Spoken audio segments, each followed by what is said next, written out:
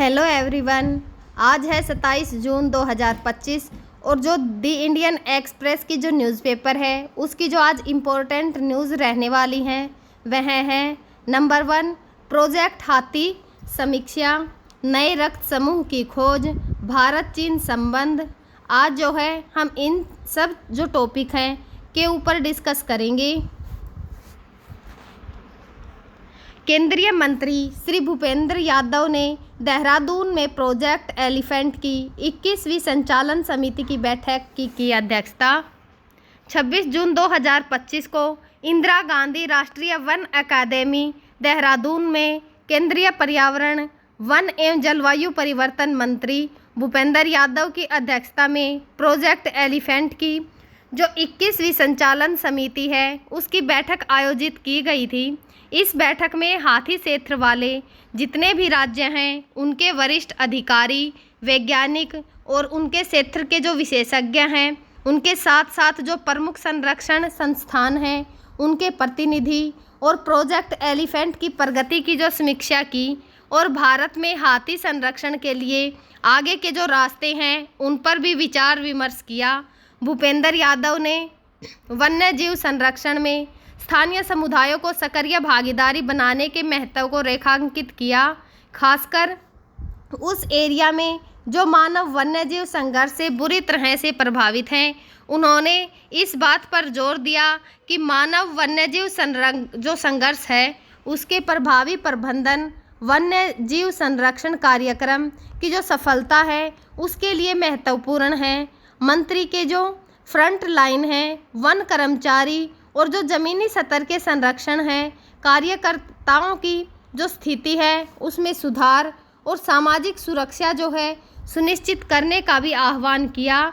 समिति ने मंत्रालय के जो प्रजाति पुनर्द्वार कार्यक्रम है उसमें भालू और जो घड़ियाल है उसको भी शामिल करने की सिफारिश की है।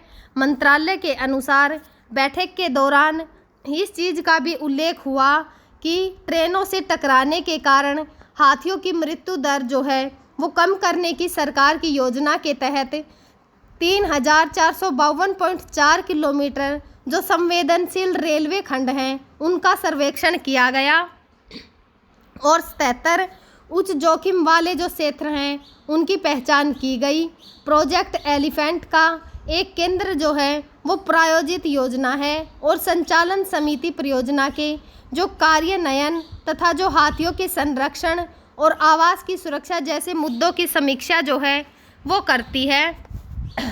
पूर्वोत्तर राज्यों में हाथियों की जो समकालीन जनसंख्या है उसके आकलन पर समिति ने कहा है कि मंत्रालय के अनुसार 16,500 से अधिक हाथी जो हैं उनके गोबर के नमूने एकत्रित जो हैं वो किए गए हैं। इसके अलावा जो समिति ने दक्षिण और जो पूर्वोत्तर भारत है उसमें मानव हाथी संघर्ष पर जो क्षेत्रीय कार्य हैं उनकी योजनाओं पर भी जो है वो चर्चा की है। पिछली हाथी जनगणना का अनुमान है अभ्यास 2017 में हुआ था जिसमें पाया गया था कि देश में लगभग 29,964 हाथी हैं। हालांकि अगली जो समकालीन हाथी जनगणना है उस पर भारत में हाथियों की स्थिति 2022-2023 के एक रिपोर्ट तैयार की गई थी, लेकिन इंडियन एक्सप्रेस ने पिछले अक्टूबर में बताया था कि जो पूर्वोत्तर में जनगणना में देरी हुई और क्योंकि यह एक अंतरिम रिपोर्ट थी इसे स्थगित कर दिया गया था।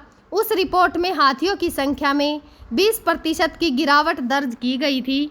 पिछले दिसंबर में संसद में एक प्रश्न के उत्तर में पर्यावरण मंत्रालय ने कहा था कि 2019 और जो 2020 है और 2023 से 2024 के बीच में ट्रेनों से टकराने या फिर ट्रेन दुर्घटनाओं के कारण 73 हाथियों की मौत जो है वो हो गई है। समिति ने बंदी जो हाथी हैं उनकी डीएनए प्रोफाइलिंग में हुई प्रगति पर भी गौर किया, जिसके तहत 22 राज्यों में 1911 जो आनुवंशिक प्रोफाइल हैं वह तैयार की गई हैं। सरकारी आंकड़ों के अनुसार या फिर विशप्ति के अनुसार देखें तो यादव ने मानव वन्यजीव जो संघर्ष है उसको कम करने के लिए भारतीय रेलवे, विद्युत मंत्रालय, NHI और जो खदान डेवलपर्स है उसके बीच में समन्वित प्रयास का आग्रह भी किया है। उन्होंने रेलवे दुर्घटना के कारण हाथियों की मौतों का जो डाटा है उसके व्यवस्थित संग्रह और जो विश्लेषण है तथा राज्यों के बीच जानकारी साझा करने की आवश्यकता पर भी जोर दिया है। भारत में जो प्रोजेक्ट एलिफेंट है वह क्या है? प्रोजेक्ट एलिफेंट जो है वो भारत सरकार द्वारा 1992 में शुरू की गई एक योजना है जिसका उद्देश्य हाथियों और जो उनके आवास हैं उनकी रक्षा करना है। इसका मुख्य लक्ष्य हाथियों की आबादी को उनके प्राकृतिक आवासों में दीर्घकालीन अस्तित्व सुनिश्चित करना है। साथ ही जो मानव हाथी संघर्ष है उसको कम करना और हाथियों के संरक्षण के बारे में सभी के बीच में जागरूकता को बढ़ाना है। वैज्ञानिकों ने ग्वाडेलोप की एक महिला में नया रक्त समूह खोजा है। यह हमारी जो दूसरी न्यूज़ है वह है ग्वाडेलोप की एक महिला द्वारा सर्जरी से पहले जो नियमित रक्त परीक्षण कराने के 1 दशक से अधिक समय बाद फ्रांस के वैज्ञानिकों ने उनमें एक बिल्कुल नए रक्त समूह की पहचान की है जो विश्व स्तर पर अब तक खोजा गया 48वां रक्त समूह है। देश की राष्ट्रीय रक्त जो आदान एजेंसी है फ्रेंच ब्लड जो एस्टेब्लिशमेंट है उसने लिकेडियन की इस घोषणा करते हुए इसे दुनिया में पहली बार बताया है। इस नए समूह को इस महीने जो आधिकारिक तौर पर international society of blood transfusion द्वारा मान्यता दी गई है, जिसका नाम महिला की जो कैरिबियाई विरासत है उसके संदर्भ में ग्वादा नेगेटिव रखा गया है। EAFS मेडिकल जो बायोलिस्टिक्स थियरी है पेरार्ड्स ने AA जो फपी है उसको बताया कि 2011 में ही मरीज के खून में एक दुर्लभ एंटीबॉडी का पता चला था, लेकिन उस समय सीमित संसाधनों के कारण आगे का जो विश्लेषण है उसमें देरी हो गई थी। 2019 तक जो शोधकर्ता हैं उन्होंने हाई थ्रूपुट DNA जो सीक्वेंसिंग है उसका उपयोग करके इसके पीछे के जो दुर्लभ आनुवांशिक उत्परिवर्तन हैं उनकी पहचान नहीं की थी। माना जाता है कि यह महिला इस दुनिया की एकमात्र ऐसी व्यक्ति है जिसका रक्त समूह ऐसा है, जिसका मतलब है कि वह केवल खुद से ही रक्त प्राप्त कर सकती हैं। वैज्ञानिकों का मानना है कि यह बीमारी जो है वो वंशानुगत जो है, क्योंकि उनके माता पिता दोनों में उत्परिवर्तन जीन है। पहले रक्त समूह की पहचान जो है 1 सदी से भी पहले की गई थी, लेकिन आनुवांशिक जो अनुक्रमण है उसमें हाल ही में हुई प्रगति ने नई खोजों में उछाल ला दिया है। जो EFS है उसने कहा है कि रक्त समूह के बारे में जानकारी बढ़ाने का मतलब है दुर्लभ रक्त जो समूह हैं उन वाले रोगियों को बेहतर देखभाल प्रदान करना। शोधकर्ता जो हैं वो अब ऐसे नए लोगों का पता लगाने पर काम कर रहे हैं जिनका रक्त समूह भी वहीं अत्यंत दुर्लभ हो। चलिए तीसरी न्यूज़ को देखते हैं। निर्यात प्रतिबंधों के बीच दुर्बल पृथ्वी आपूर्ति मुद्दे पर भारत चीन के संपर्क में। भारत ने गुरुवार को कहा कि वह दुर्लभ पृथ्वी चुंबक की आपूर्ति के मुद्दे पर चीन के संपर्क में है, क्योंकि बीजिंग ने उनके जो निर्यात हैं उन पर प्रतिबंध लगा दिया है। यह पहली बार है कि भारत सरकार ने आधिकारिक तौर पर चीन के साथ इस मामले को उठाने की बात को स्वीकार की है, वह भी ऐसे समय में जब दिल्ली और बीजिंग 6 साल के सीमा गतिरोध के बाद संबंधों को सामान्य बनाने की जो दिशा है उसमें काम कर रहे हैं। सवालों का जवाब देते हुए विदेश मंत्रालय के जो प्रवक्ता हैं रणधीर जायसवाल, उन्होंने कहा जो दुर्लभ पृथ्वी है उस पर हम जो है दिल्ली और जो बीजिंग है दोनों में चीन पक्ष के संपर्क में हैं और हम उनसे बात कर रहे हैं कि हम जो दुर्लभ पृथ्वी पर आपूर्ति श्रृंखला के मुद्दे को कैसे सुव्यवस्थित जो है वो कर सकते हैं। उन्होंने यह भी कहा कि जब भी कुछ करने की आवश्यकता होगी हम कई आर्थिक मुद्दों और जो व्यापार मुद्दे हैं उन पर चीनी पक्ष के संपर्क में हैं।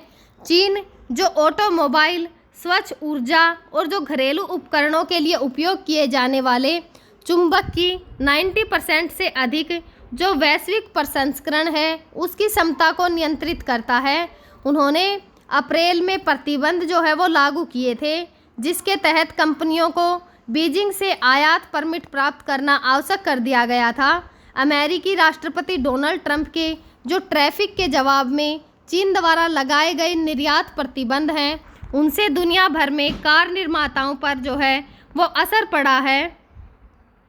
उद्योग समूह society of Indian automobiles manufacturers ने भारत सरकार से हस्तक्षेप की मांग की है, जबकि दुर्लभ पृथ्वी चुंबक इलेक्ट्रिकल वाहन मोटर्स में एक महत्वपूर्ण घटक है। वे पेट्रोल या डीजल से चलने वाली जितनी भी कारें हैं उनमें प्रयुक्त पावर विंडो और जो ऑडियो स्पीकर है जैसे भागों के लिए आवश्यक है। हालांकि बीजिंग द्वारा लगाए गए जो उपायों का उद्देश्य उच्च प्रदर्शन वाले जो निर्यात हैं उन पर ध्यान केंद्रित करना है, लेकिन प्रतिबंधों के जो क्रियान्वयन है उनको लेकर भ्रम की स्थिति के कारण निम्न स्तरीय चुंबकों की जो खेप है वह भी बंदरगाहों पर रुकी हुई है। उद्योग से अनुमान के अनुसार जो है भारत के जो ऑटो क्षेत्र हैं उनने 31 मार्च को समाप्त वित्त वर्ष में 460 टन दुर्लभ जो मृदा चुंबक हैं उनका आयात किया है, जिनमें से अधिकांश चीन से हैं, तथा इस वर्ष $30 मिलियन मूल्य के 700 टन चुंबकों का आयात होने की उम्मीद है।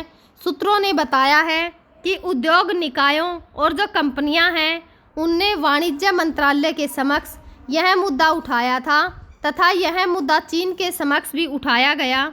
2 अप्रैल को ट्रंप ने जो पारस्परिक टैरिफ की अपनी नीति का अनावरण किया, जिसमें अमेरिका के अधिकांश व्यापारी साझेदार को लक्षित किया गया। 2 दिन बाद चीन ने भी सभी अमेरिकी आयातों पर 34% टैरिफ की घोषणा करके जवाब दिया। साथ ही दुर्लभ जो पृथ्वी पर निर्यात प्रतिबंध जो है वो भी लगाए थे। अप्रैल में प्रतिबंधों के बाद मई में चीन के जो दुर्लभ पृथ्वी चुंबकों के निर्यात में भारी गिरावट आ गई थी। अमेरिका और चीन द्वारा जिस रूपरेखा पर सहमति बनी है उनमें दुर्लभ पृथ्वी की जो चुंबक की आपूर्ति है उसको आसान बनाना भी शामिल है, जो इलेक्ट्रॉनिक से लेकर नवीनीकरणीय ऊर्जा, ऑटोमोबाइल और जो रक्षा तक कई प्रमुख क्षेत्रों में उपयोग किए जाने वाले जो महत्वपूर्ण खनिज और दुर्लभ पृथ्वी तत्व अर्थव्यवस्था में तेजी से महत्वपूर्ण भूमिका निभा रहे हैं।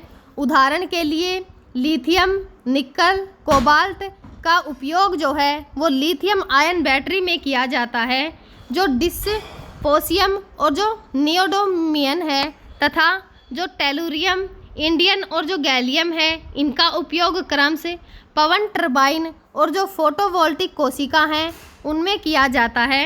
अंतर्राष्ट्रीय ऊर्जा एजेंसियों के अनुसार निकेल के शोधन में चीन की हिस्सेदारी 35%, लिथियम और कोबाल्ट में जो है वो 50 से 70 और दुर्लभ पृथ्वी तत्वों में लगभग 90% है।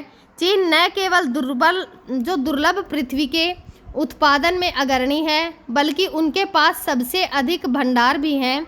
जो अमेरिकी भूवैज्ञानिक सर्वेक्षण है उनके आंकड़ों के अनुसार देश के भंडार का जो अनुमान है वह 44 मिलियन जो मीट्रिक टन है।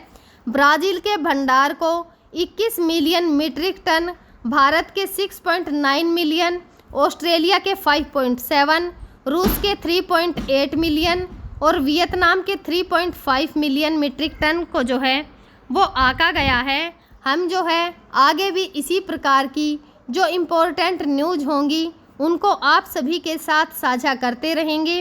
तब तक आप पढ़ते रहिए, खुश रहिए। Thank you.